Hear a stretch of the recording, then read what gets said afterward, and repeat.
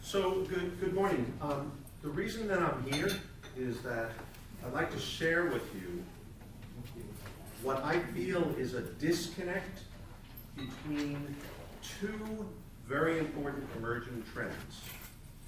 So I do a presentation on 14 emerging trends in data. And in these emerging trends, there are, Steve, I just wanted to make sure that, yeah, okay. So I do a presentation on 14 emerging trends, and two of them are data governance, which is this huge issue with the massive amount of data that's going around. And as you can see from this conference, data modeling, the emergence of new techniques in data modeling and new ways to do data modeling. And I can go to the data governance conference for probably 20 years. I'm an advisor on the board in the data governance area. I've done a bunch of data governance work. And it's like, wow, our two worlds are separate. Has anybody noticed that between data governance and data modeling? And by the way, in the data governance conference, I want to actually show, I'm going to be doing a similar talk for a half-day at the data governance conference, and I wanted to show some data model slides and show how data models go into data governance. And I get all sorts of pushback. People in data governance don't want to look at data models.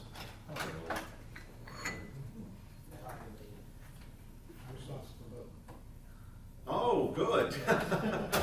Good. So what I like to do in this presentation is talk about universal business glossaries and data models and how they can inform each other, because they can. And then also, just like I talked in data modeling, did anybody come to my session on Tuesday regarding the universal patterns and universal data models?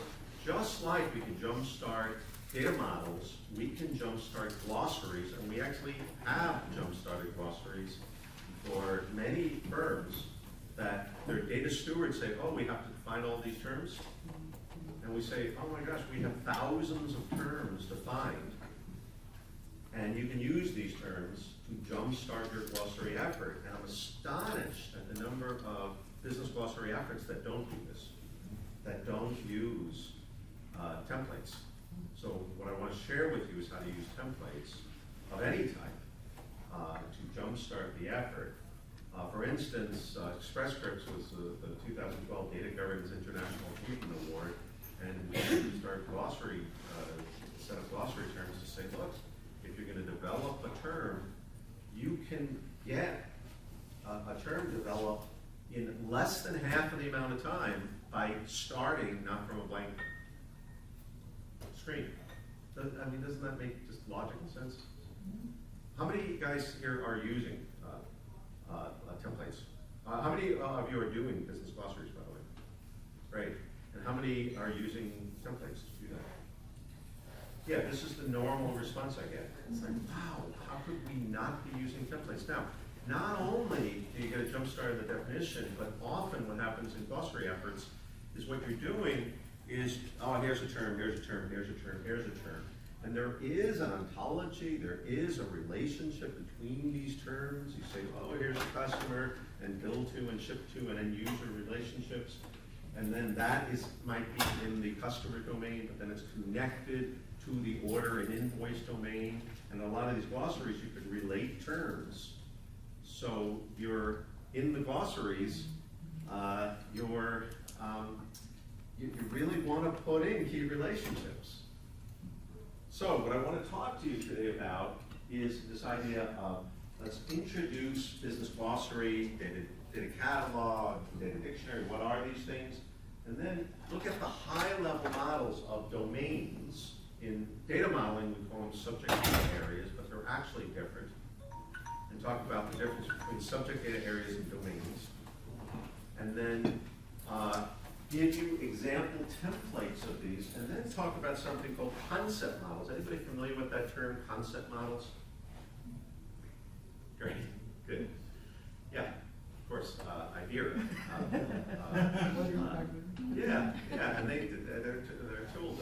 job with my business data objects of concept models to say, hey, but what's amazing, even in the data governance world, is I get pushback of like, oh no, data model, you can concept models, but if they're high enough and simple enough, then we can put them in. So I'm going to talk about that, and then a little bit about glossary structure. So in data catalogs, you don't have a data model, you have a hierarchical structure, because it's a very simple way to look at classifications of terms. And then 16 different guidelines for creating a definition. So these are the guidelines that we use when we develop our template terms, business terms. We said there's 16 things to do. Now I teach a course where we just do the 16 terms, and that could be a 2-hour course just on that. For this class, I just have one slide because I want to cover all the other things. And then I want to go through a process of saying, how do you create definitions using a template? Does this make sense to you guys? I hope this is why you're here. Good. Does anybody want to see anything else? Awesome. Good. So you're in the right place. Okay. Now, before I get into the introduction, how many people, there's a lot of confusion of what's a business glossary, what's a data dictionary, what's a data catalog. So I teach actually a 2-day course on just business glossary. One of the biggest confusions, even people who've been doing business glossary for a long time, is there's a bunch of confusion in the industry about business glossary, data dictionary, and data catalog. Are you guys clear on what those things are? What's a business glossary?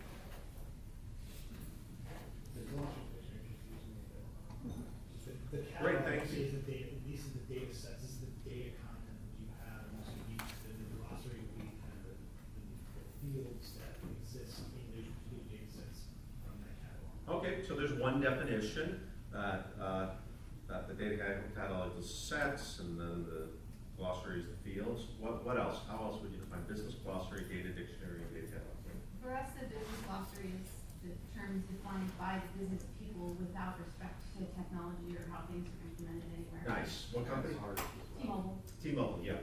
This is along the same lines as I'm going to give you a definition for. Yes. And then our data dictionary is metadata about places where data is actually instantiated, Nice. and we draw relationships. Good. So this is a similar definition that I'm going to provide for you. Any other definitions? Very similar to that. So I thought I'd start out just to clarify, because there is a lot of confusion, to say some very, very simple concepts to say, what's a glossary term? Glossary term is a business-oriented, authoritative, so something universal that you could use across the organization, name about a specific place, person, organization, event, or concept that needs to be defined. So the key word is business. Versus a definition in a data dictionary is more technical. What's a business glossary? Basically, it's a group of terms. Now, it's not a data dictionary.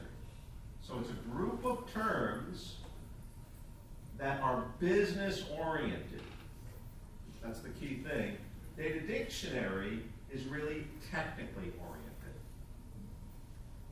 So that's the key distinction. And then, well, what's a data catalog?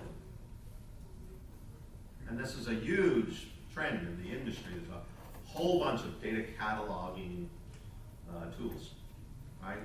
Your Studio, Calibra, the glossary in your Studio, I hear it is Team server. Team Server, Calibra, Elation, a whole bunch of them. So what's a data catalog? Is it a business glossary? Is it a data dictionary? Yes. Thank you. Yes. A data catalog is a directory. Has more to do with, oh, it's a catalog. It's finding all this stuff, and you have different aspects of a data catalog.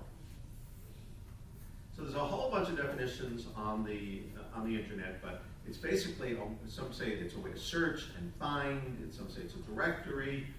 So it's a directory to find data and metadata, and it provides access to the business glossary and data dictionary, as well as mapping them to each other, which, by the way, is a hole in the industry that we really need this connection between data models and glossary.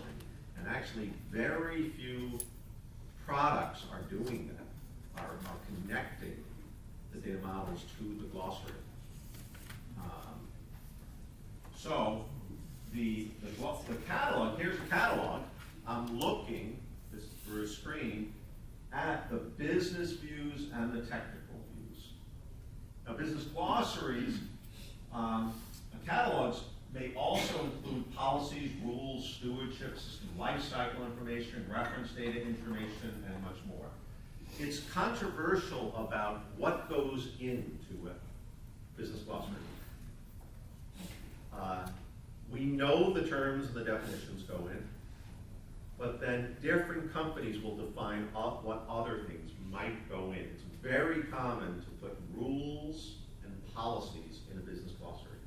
Do you guys do that? How many people put rules and policies into your business glossary? By the way, we're just kind of starting this whole field of business glossary as an industry. So a lot of the tools, by the way, to put in, have places to put in rules and policies in the glossary itself. It's arguable that the rules and the policies go someplace else. Rules might go in the dictionary, policies might go in another part of the catalog. And in my longer course, we actually do exercises of saying, hey, here's a whole bunch of scenarios. Where would you put it? Would you put it in the glossary? Would you put it in the dictionary? Would you put it in the catalog someplace else? And I usually end up with all different answers and say, well, you're doing it this way and it works. Good, whatever you're doing, just do it consistently is the main thing. But as a high level, business, technical, and so on. So here's an example. You have an order, and the way this data log is